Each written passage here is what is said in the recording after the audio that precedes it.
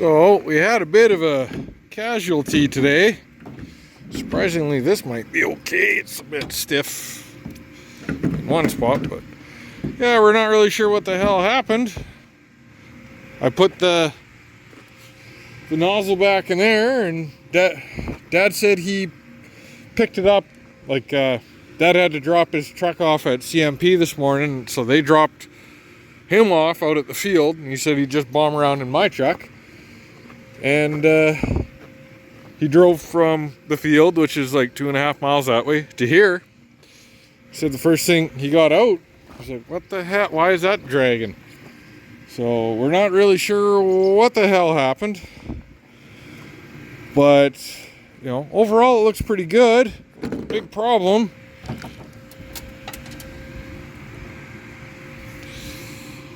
It's the little pitot tube or whatever the hell you call it in there to click this thing off. She gone. So we went and filled the semi, and it got friggin' diesel everywhere because it didn't click out. It was like as Dad was saying it. So we're gonna try this guy. It's supposed to be the same thing. I will say this though, is that that guy's got a snowflake on it. Other than that, it looks pretty much the same. We'll see what happens. If it doesn't work in the winter, we'll get a new one. And we'll find a new home for that one.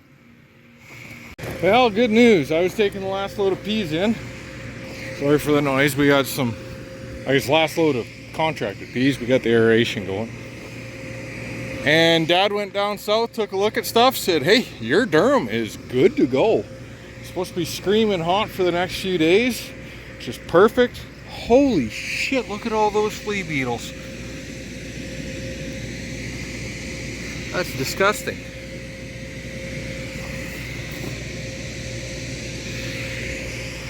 Must have. Dad always said we always had a hatch of them when it was about time to swath. But yeah, so anyways, we're gonna get geared up to go down south. Swapping concaves over, throwing the buddies back on. We're gonna pull the bagger down. Probably leave, we might pull that auger with us, we're not sure. Fuel things up, get organized. Don't know how much we'll get done today. But yeah, we should probably get going later this afternoon. All right, we're off and running in the durum. This is Dad. Jim's on the other side. I got my bagger tractor over there. I got my radio and my remote to run the bagger tractor.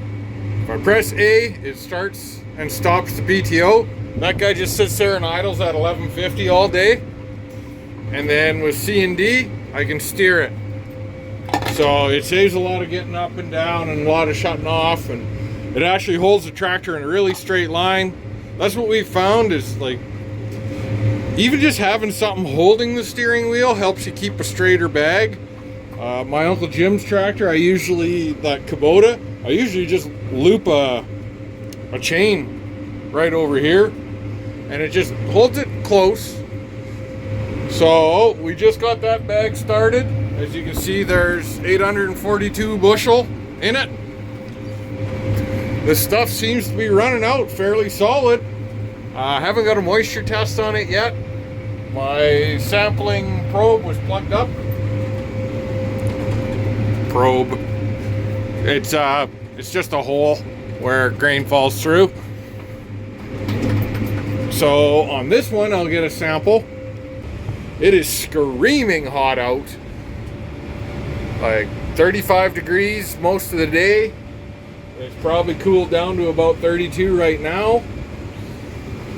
We got everything moved. So first thing this morning, I hauled the last load of contracted peas to Weyburn. And I was about at Stoughton, and Dad calls me, hey, where you at? Said, almost at Stoughton. Yeah, we got to flop concaves around. Said, oh? Durum? He goes, yep. it's hard. I'm like, oh, cool. So in the last couple of days, this has really changed, which is good. Because hopefully the next couple of days that are going to be the same weather will crank up the canola that's, well, either there or right on the horizon over there. So the stuff over at Jim's should be first. There's 260-ish acres over there. And then over there, there's 550-ish acres. And we have about 600 and... we'll call it about 615 acres of durum right here. There's if you look back a few videos, I think there's one where you can see me flying over in the drone.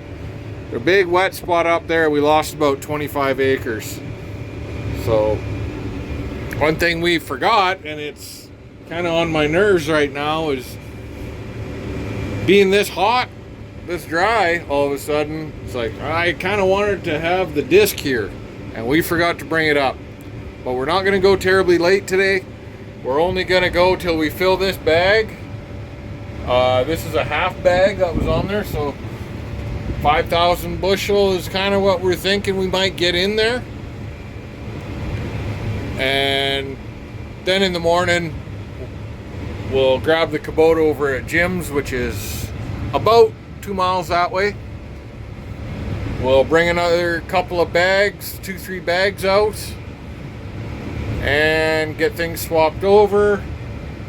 Probably bring the disc down just to be safe. And and Doug's gonna be out tomorrow, so we'll have 4 guys around. So I might go rip up that drowned out land. It's dry. I sprayed it the other day, so I'll just go disc it up for something to do. Smooth it out because it's rutted as hell.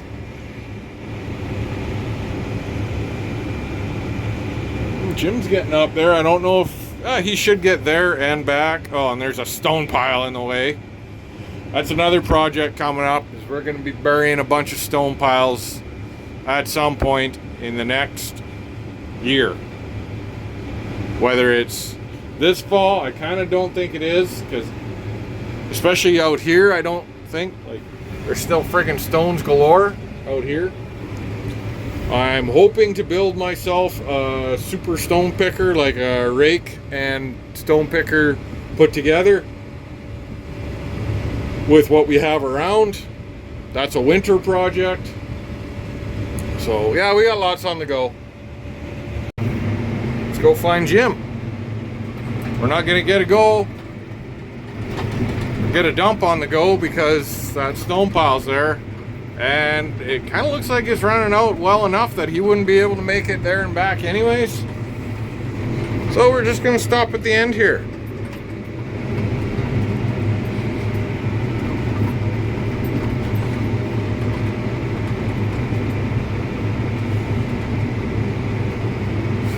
So this is my combine, the 8230, and it's got I believe it's about 4 or 5 foot shorter.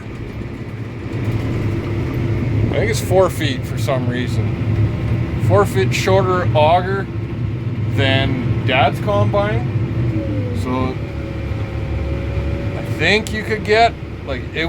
You could probably do a 40-foot header on this. What's he doing?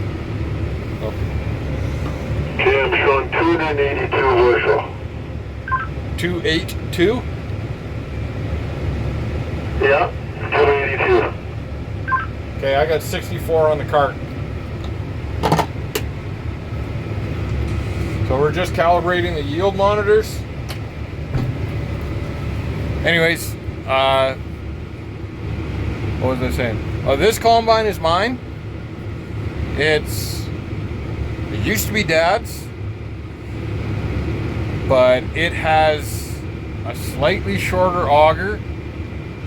I can't remember the exact dimensions, but it's the longest you can get before it has the breakaway in it.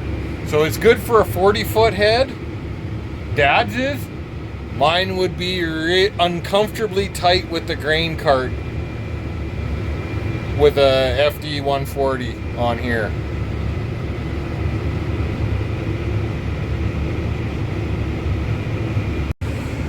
I accidentally canceled my recording somehow, but Jim said he had 282 showing. It came out to be 287, which is close enough for me anyways. It's like 2% error. Oh, what am I doing wrong here? Oh, we're in neutral. Off we go.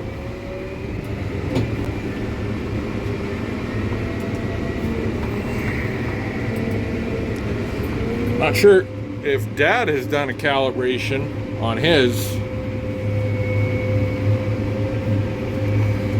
He's probably doing it right now because after we started the bag, he put 61 bushels on me. Wow. I know it said 68 there, but it was kind of showing 6 or 8, essentially non-zeroed. Holy hell, do we have flying ants outside.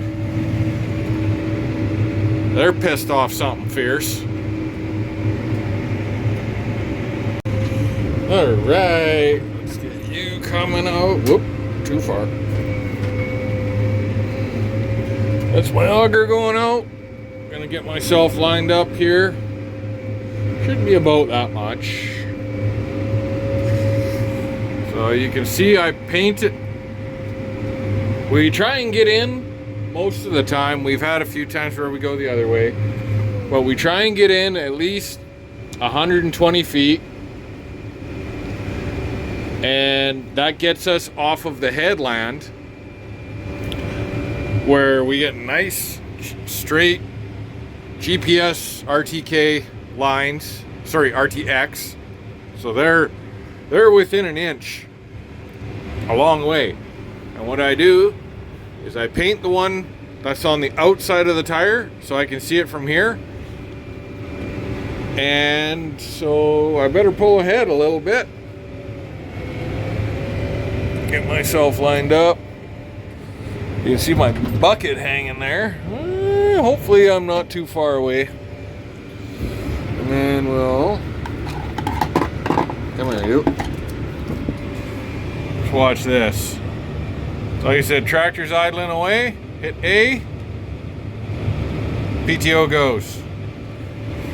C and D, you might be able to see. Probably not. That just does the steering. So let's turn on PTO. And this is really hard to do this way. I'm just gonna go nice and slow because I am just close enough. Can I? There. And see, that just pushes itself along real nice like. Normally at the end I would hit A, but I'm missing a bungee. I'll show you that in a second. And I hope my little bucket, where is it? Over there, is getting filled. Was debating on putting one of those automatic samplers on this year. Should have, but A, I was trying to build my own. I was actually trying to build one last year, and then somebody came out with their own, which was better than what I had envisioned. We're gonna steer this guy a little bit. I pretty much want that tire touching that furrow.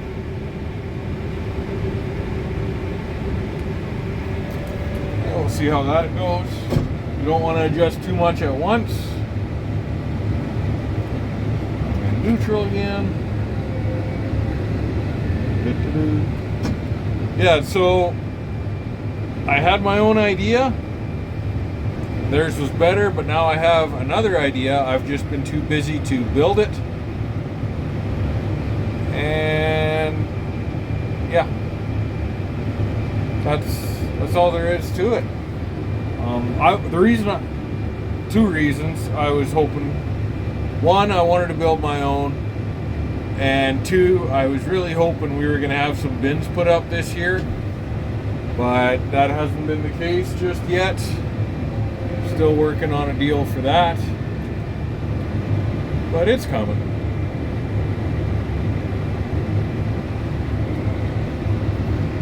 This Libra cart, it just works absolutely friggin' awesome. I love this thing. Usually what I try and do is the first load of the year that we send to an elevator, we scale it. So my first load of peas the other day, I took it, and it works out that it displays 2% low, which works out fine because it's extremely rare we have 2% dockage. So we pretty much contract exactly what's on there. And all this guy does is just sits there all day long. You tell it what you want to do with it. Like, say, beginning of the year, I put in that on Schick, which is this, we have durum. You can, if you have multiple trucks, you can do that. I made a bag, so that's why we're calling it Schick 1. You can have an operator. If you have multiple carts, you can track that as well. Just gave average numbers. It's probably like 35 degrees. But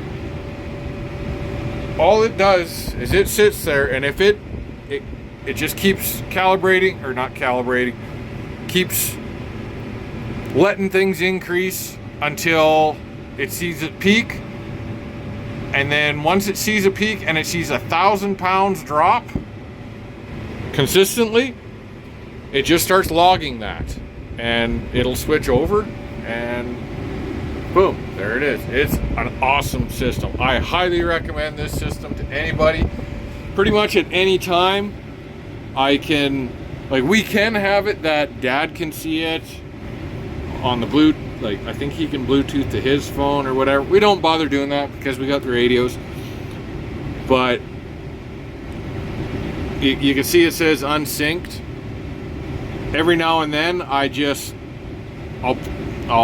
do a Wi-Fi hotspot, and I'll sync it, and I'll email myself or whatever all the tallies. It keeps track of field yields, bins, which are your destinations, and so it gives you individual loads. You can transfer stuff out. You can see it in kilograms or in pounds or in bushels. I shut it off just a hair early. Settings. Normally we're in bushels. 7 bushel in there. All right.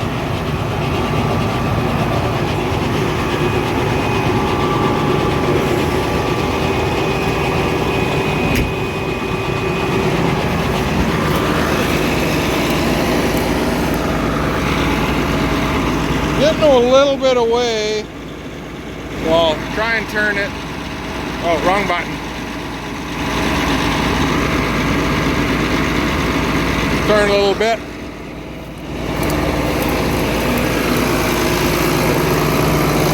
We just leave the tractor like this all day.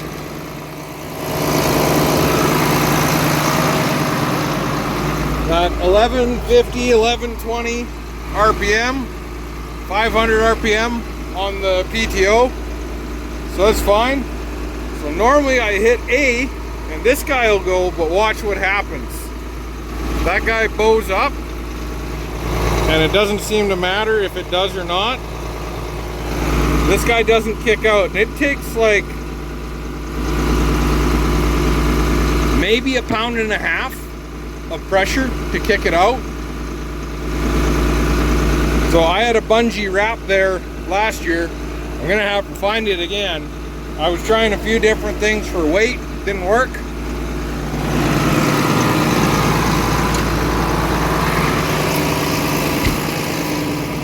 Did I get a sample? I did. Wow. Woof. This usually has lots of extra, like, because it sat there and ran. Gets a lot of the dockage in there. But let's go see how she's testing. Oh, and the other thing I need to do is make sure my brakes are set right. Come here. Grow, baby, grow. So it's just under 16. Need a little more brake pressure.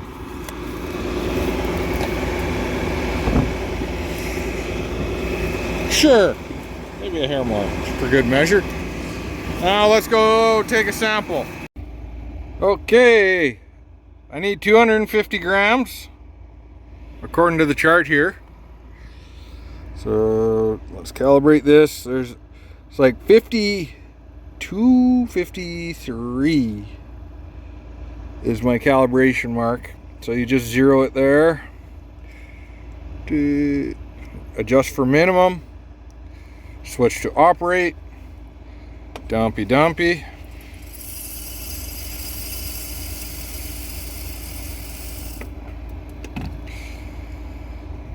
Just so you see, I got 0, so I got 250 grams. We're in operate, and we'll turn dial to minimum. And that looks to be about 32. And that looks to be about 36, so off the chart. But 32, oh, we're bone dry. And yeah, so for every 5 degrees on this line, we'll just do some extrapolation. It's a point per degree right now. So it's pretty much 10% moisture. Ow. Freaking flying ants galore here. I don't know why. So, yeah. Then and like I always do,